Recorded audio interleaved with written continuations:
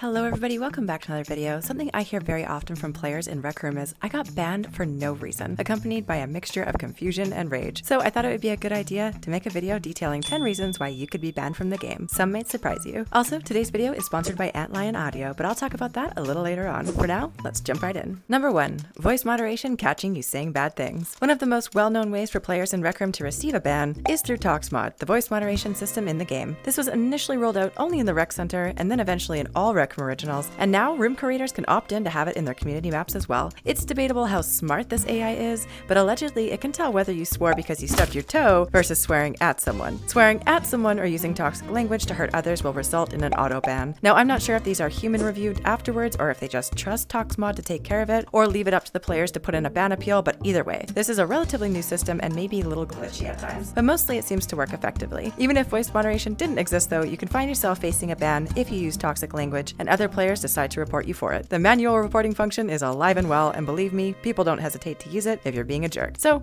don't be a jerk, and you should be fine. Number 2. Lending your account.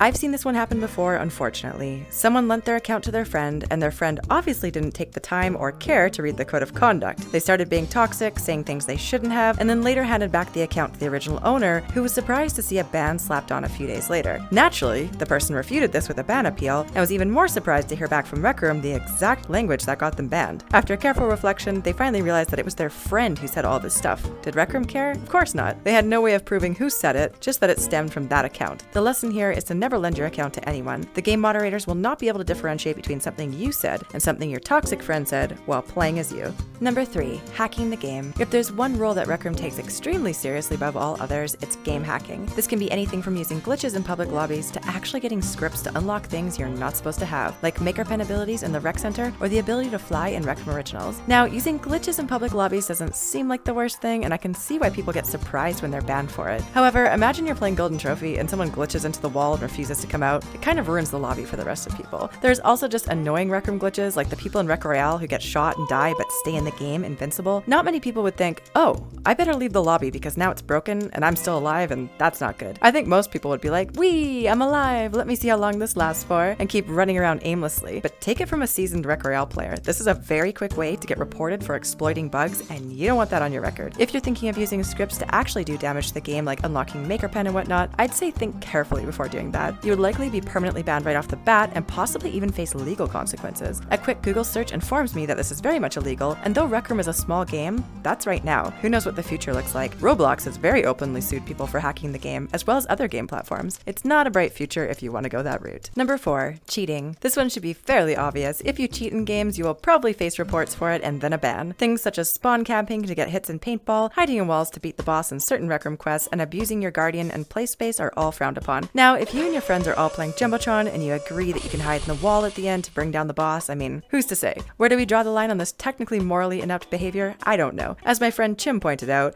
I often hit the button in 3D charades before the timer is up, despite no one guessing the correct word. I think the important key here is public lobbies may not look so kindly on these behaviors. When it's just you and your friends, it's probably alright as long as everyone in the room is okay with it. Number 5. Creating rooms that are explicit. If you think that bans are just for saying bad things in the game, you're mistaken. Creating content that is NSFW is not allowed, even though the maker pen can be kind of janky and you might think it's not realistic enough to be taken seriously because it looks like something with PlayStation 1 graphics. No, you could still be banned. In addition, the Rec Room Code of Conduct states, content containing racism, sexism, hate symbols, harassment, threats of violence, or discrimination are prohibited. So not only could your room be taken down if you disregard this rule, you could face the ban hammer. With that said, there is a separate code of conduct just for creators to follow, which I will link to in the description below. It includes everything from the obvious to the less obvious. For example, a more recent rule is that dating events and events promoting giveaways in rooms are no longer permitted. It's best if you're a creator or thinking of becoming one to become savvy with the creator rules, so you can avoid any potential consequences. Because let's be real, it would suck to be banned for creating events that you thought were benign, only to find out that they're completely against the game rules for reasons unbeknownst to you at the time. Before we continue on with the video, I want to give a proper shout out to today's sponsor, AntLion Audio. They make fantastic products including headphones, microphones, and accessories, but they have one amazing product in particular called the Mod Mic Wireless, and this thing is a beast. For a VR gamer like myself, having a wireless mic is practically a mandatory addition to my setup. And this isn't your average wireless mic. It has speeds 5 times faster than Bluetooth, a dual mic mode so you can switch between unidirectional and omnidirectional, plus a battery that lasts at least 12 hours on one charge. Need to mute yourself quickly? There's also a one-tap mute button. ModMic Wireless is also cross-platform compatible with use on Windows, Mac, Linux, and PlayStation 4 devices. It's literally plug and play, which I also love because setting up new tech can be so frustrating. If you want to check out AntLion Audio's products, including this wireless mic, their new in-ear Kimura headset, or a range of other cool accessories that will add to your gaming setup, check out the link in the description below. Now let's get back to the top 10 reasons you could be banned in Rec Room. Number 6. Co-owners breaking the code of conduct in your rooms. I think the only worse thing than being banned for creating inappropriate content in the room you made would be getting punished because someone else that you made co-owner decided to do this. So, as the expression goes, choose your friends wisely. And in this case, choose your room co-owners wisely. Now, this is directly from the code of conduct. Rec Room states, rooms are behavior. Rooms are treated as an extension of the players who create and own them. Making a public custom room full of code of conduct violations will be moderated as if all owners of that room had created those violations or engaged in that behavior in a populated public space. And they also add, room ownership is an active responsibility. If you create a room, you are responsible for making sure it doesn't devolve into a toxic mess. If you can't devote some energy into proactively checking on your room, example, maybe you're going on vacation, consider making it private for the duration or finding a trusted co-owner. So in summary, keep an eye on your room. If you decide you're not friends with someone anymore, you have a falling out, be smart and perhaps let them know you've decided to take away their co-owner privileges since you're the one responsible for the room at the end of the day. Mind you, this is always walking a fine line. You want to make arrangements if it's a popular room and they're on the creator earnings before you yank it away. It's all about communication and trust. If you feel you can't trust someone anymore, get them off the co-owner before they do something to tarnish your reputation in the game. Number 7. Impersonating devs, moderators, etc. If you want to duplicate Mama Monkey's outfit and then run around pretending to actually be her, you might instantly find yourself in some hot water. The same goes for pretending to be a moderator when you're not, or a game developer working for Rec Room. While it may seem harmless at first, pretending to be someone else, especially someone with authority, is not acceptable in Rec Room. It can confuse other players, disrupt the community's trust, and potentially lead to serious consequences. As such, Rec Room takes these matters very seriously and has strict policies against impersonation. Number 8. Promoting illegal behavior. I'm not going to sit here and list every illegal behavior I can think of, but if you sit in a rec center promoting theft, hacking, drugs, things like that, you can probably expect the reports to start rolling in. Just remember that bans don't always stem from abusive language. You can be promoting morally questionable life decisions in perfectly intelligent language